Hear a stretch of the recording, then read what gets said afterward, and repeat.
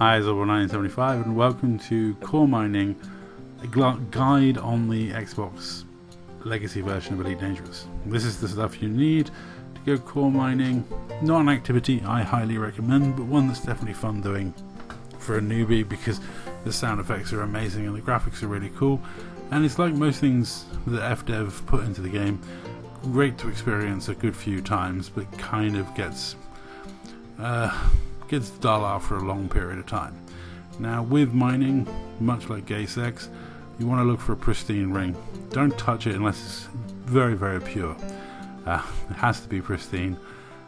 There's night and day the difference between pristine reserves and non-pristine reserves, so don't mess around with anything unless it's absolutely 100% pristine.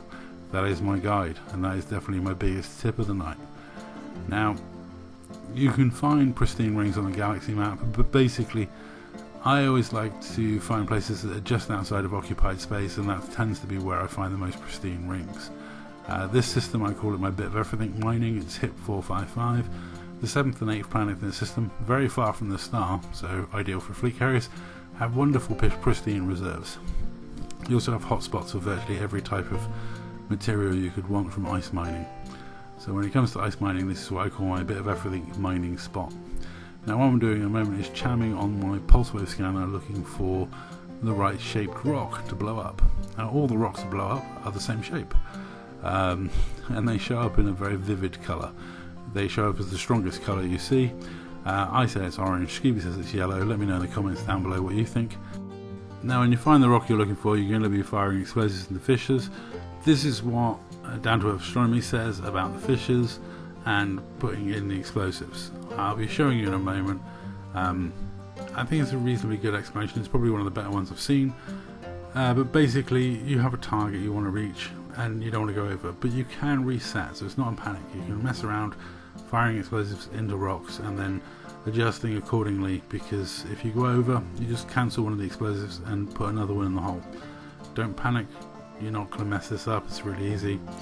If you get like detonation failed or you get you've overcooked it, you'll know you'll yield a lot less rocks out of it. But you want to see the blue line ticked. Now I say that's an orangey yellow, Scooby says that's yellow. Let me know in the comments down below which one of us you agree with, and let's see me fly around like an idiot for a bit around this rock, trying to get explosives into fissures and trying to work out if they're on this side of the rock or the other side of the rock.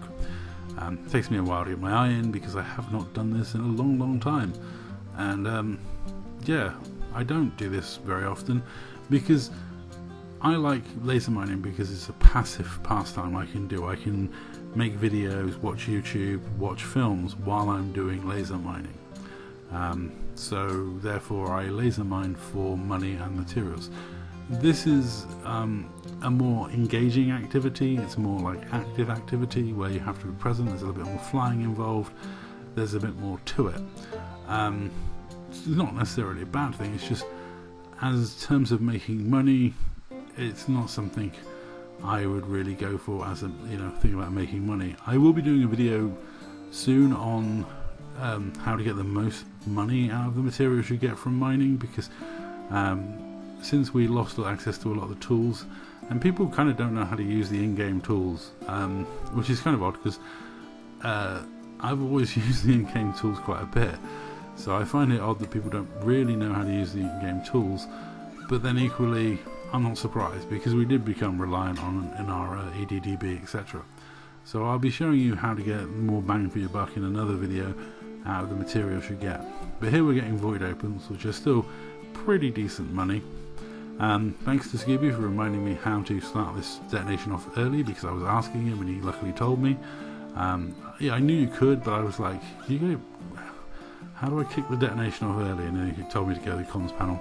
So yeah, go to the contacts panel, click on the bomb and set it off to go. You can also cancel it in this screen as well, so you can disarm. So if you mess up you can disarm and try again. But let's see the explosion at least, that's cool. Job's a good one.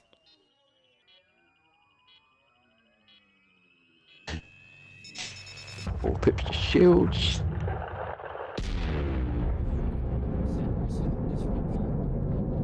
Makes me laugh to see some people reversing like 2 kilometres away. Like, what are you doing? There's shields on.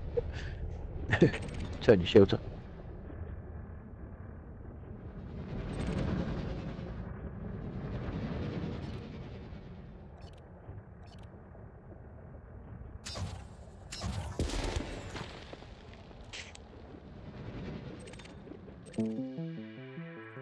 Now we come to using the abrasion blaster to blast the voidables off the rocks.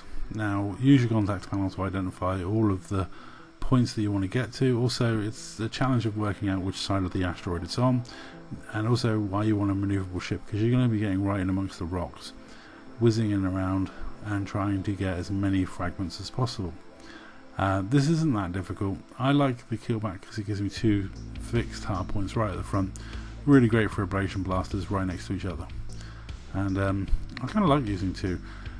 This is when I realised I haven't got my fire group set up properly, but I did set them up in a bit of a rush flying down here.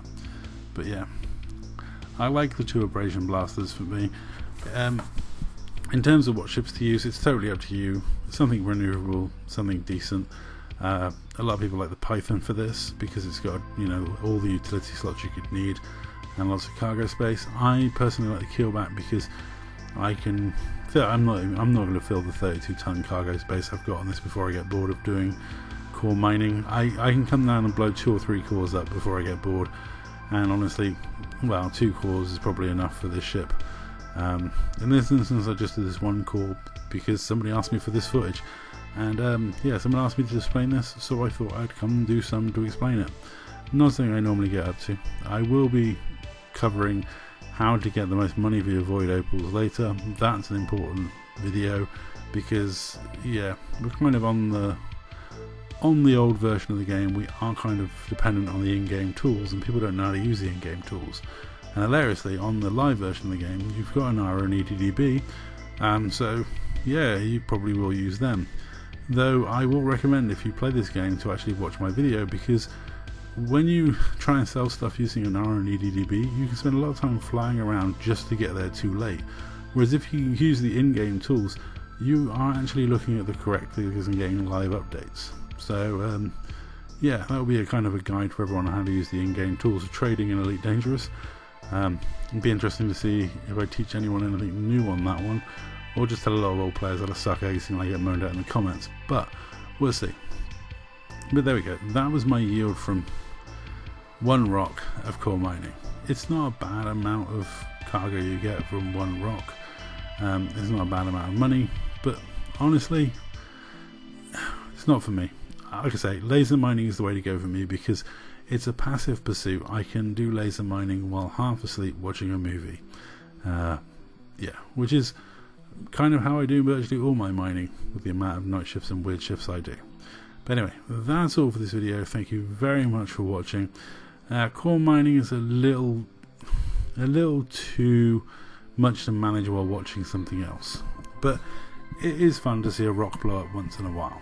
I mean, when I'm laser mining, one of the greatest strengths of laser mining is I can be AFK for long periods of time, and it doesn't worry me. My ship's going to be fine.